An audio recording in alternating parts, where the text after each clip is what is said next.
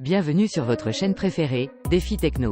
Aujourd'hui, nous parlons des dernières acquisitions de l'armée de l'air burkinabé.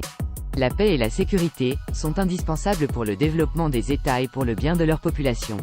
L'armée du Burkina Faso veut renforcer ses capacités en armement militaire pour lutter contre l'insécurité sur son territoire.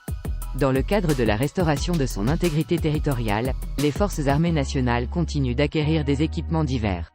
Au cours d'une cérémonie officielle à Ouagadougou le 23 mars 2023, un échantillon de nouveaux moyens stratégiques, composé de drones de surveillance et d'attaque, d'hélicoptères de combat et de transport de troupes, d'évacuation sanitaire et de logistique, acquis au compte du budget national, a été remis à l'armée de l'air burkinabé.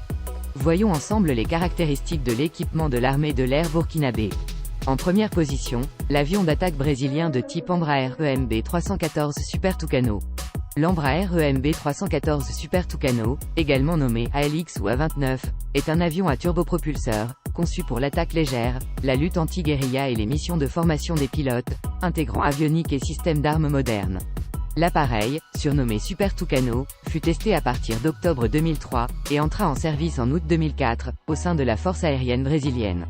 99 appareils sont entrés en service, les livraisons étant terminées en mai 2009.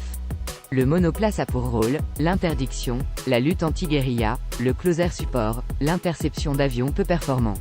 Le deuxième poste est remplacé par un réservoir de carburant supplémentaire. Le biplace tient tous ses rôles, avec en plus l'entraînement et le contrôle aérien avancé. Concrètement, le Super Tucano est capable de résister au climat amazonien, forte humidité et température, identique au climat ouest africain, d'avoir une grande autonomie, être capable d'opérer de jour, de nuit et par tout temps, à partir de petits aérodromes peu préparés.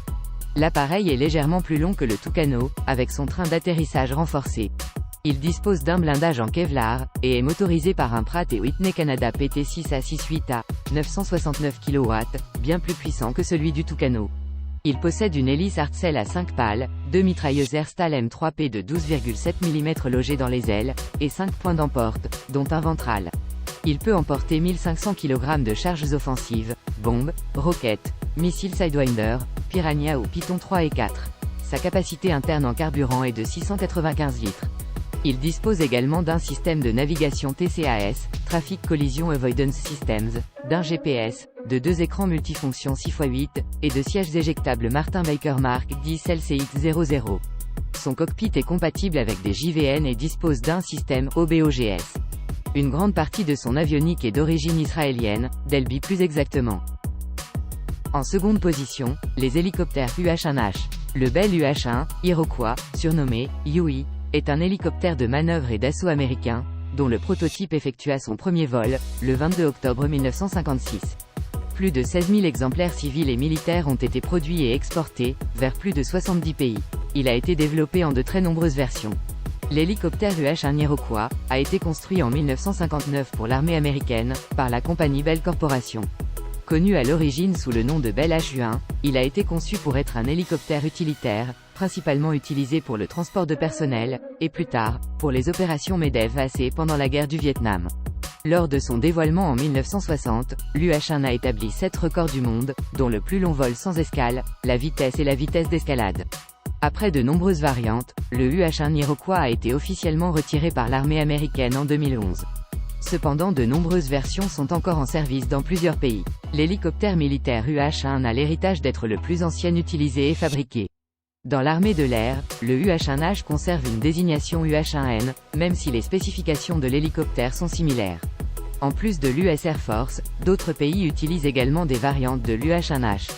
L'équipement du UH-1 comprend la mitrailleuse M240D 7,62 mm, ou mitrailleuse GAU-16A, calibre 0,50, ou pistolet automatique GAU-17A, 7,62 mm. Les 3 systèmes d'armes sont servis par l'équipage et, selon le sous-système utilisé, le GAU-17A peut également être contrôlé par le pilote dans un mode de tir avant fixe. L'hélicoptère peut transporter 2 nacelles de fusée de 7 ou 19 coups de 2,75 pouces. En troisième position, les avions de transport de type CASA 295. Le CASA C-295 est un avion cargo tactique militaire, développé en Espagne, par Airbus Defence and Space. Il s'agit d'une évolution du CASA CN-235, qui a donné naissance à une version d'avion de patrouille maritime, baptisée Persuadé. Le C-295 a fait son premier vol en novembre 1997. 2 tronçons de fuselage ayant été ajoutés de part et d'autre de l'aile, sa soute est plus longue de 3 mètres que celle du CN-235. Son avionique est améliorée et son train renforcé. Le CASA C-295 a été développé pour les missions SAR, surveillance de zones maritimes, antipollution, lutte anti-sous-marine. Il est désormais motorisé par 2 Pratt & Whitney PW127G de 2682 chevaux, et est propulsé à l'aide d'hélices hexapales. Il dispose de lance-bouées acoustiques, d'un détecteur d'anomalies magnétiques et peut emporter 2 torpilles, sous pylône. L'équipage est composé d'un pilote et d'un copilote. Il peut transporter 71 troupes, et possède une vitesse maximum de 576 km/h, et une vitesse de croisière de 480 km/h. Il dispose d'une autonomie de 11 heures, et peut franchir une distance de 5,400 km, avec une distance de décollage de 670 mètres. En 4e position, les drones turcs, Bayraktar TB2. Plusieurs spécialistes mettaient en doute l'efficacité des drones TB2 dans un conflit dit de haute intensité, les jugeant trop vulnérables face aux défenses anti-aériennes modernes. Pourtant, lors des premières semaines de combat, les TB2 Bayraktar fournis par la Turquie à l'Ukraine, jouèrent un rôle important pour stopper les colonnes russes avançant vers Kiev, en parvenant à traverser leurs défenses anti-aériennes, et à frapper ou guider des frappes d'artillerie, contre des colonnes de ravitaillement, des blindés et même plusieurs systèmes de défense anti-aérienne. Selçuk Bayraktar, formé au MIT de Boston, est l'un des hommes clés du programme industriel, qui a vu la naissance du Bayraktar TB2. Le drone fait 6,5 mètres de long, avec une envergure dépassant les 12 mètres, et il offre une autonomie de plus de 20 heures. Le TB2 se déplace à une vitesse de 250 km/h, vole à une altitude de 6800 mètres, et couvre un rayon d'action de 150 km². Il peut transporter 4 missiles à guidage laser. Les capacités du drone tactique turc Bayraktar TB2 ont séduit plusieurs pays africains, notamment ceux aux prises avec les groupes armés qui terrorisent les populations dans leur région. Ainsi, le Niger, de même que le Mali, le Togo, le Nigeria, le Burkina Faso ou encore le Maroc et la Tunisie, possèdent le TB2 au sein de leur aviation. Parmi les équipements de l'armée de l'air burkinabé, également des hélicoptères d'attaque russes de type Mi-24 et Mi-35, et des hélicoptères de transport de type Mi-8 et Mi-17.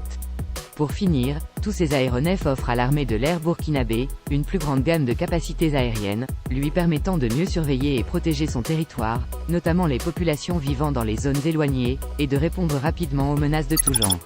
Si vous aimez nos vidéos, likez, abonnez-vous à la chaîne, et cliquez sur la cloche de notification pour recevoir d'autres vidéos. À très bientôt.